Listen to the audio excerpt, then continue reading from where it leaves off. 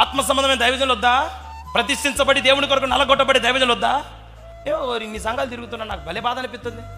అరే ఒక అమ్మగారు కుంటుకుంటూ వచ్చి నాకు పరిచయం చేస్తుంది, కుంటుతుంది. నేను మొదటిసారి పోయినప్పుడు ఆమె బాగానే ఉంది, ఇప్పుడు కుంటుతుంది.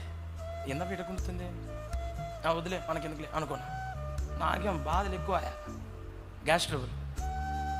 ఏదైనా అడిగిందాక అది అరగదా, ఏమంటే ఏమైనా అనుకోని పోనీలే అని చెప్పి అమ్మా కుంటుతున్నారండి. ఆమె ఒక భయంకరమైన విషయం చెప్పిన. అయ్యగారు మేము సేవకి వెళ్తుంటే అనుకోకుండా కింద పడ్డాము, నా కాలు ఇరిగింది అయ్యగారు. మనమేమో మీటింగ్ పెట్టుకున్నాం కదా మిమ్మల్ని పిలిచి, నేను ఇప్పుడు ఆపరేషన్ చేపించుకుంటే మీటింగ్కి డబ్బులు ఉండవని చెప్పి ఆపరేషన్ మానుకున్నాను అయ్యగారు. కాళ్ళంతా వాసి బోధకాలైనట్టు ఇంతలా ఉంది.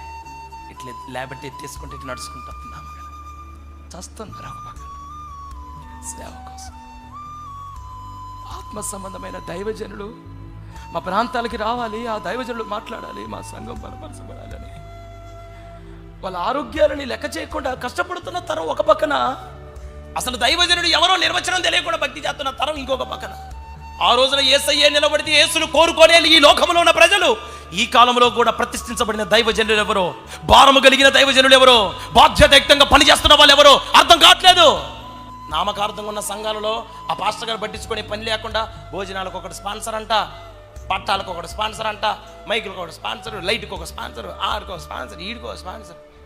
ఆత్మ సంబంధంగా పిలువబడుతున్న దైవజనుడి దగ్గరికి పోతేనేమో ఆయన కిడ్నీలే ఆయనకి స్పాన్సర్. ఆయనకున్న కిడ్నీని ఇడ్లీలాగా అమ్ముకోవాలి. ఇప్పుడు ఒక్కడు సహకరించడు.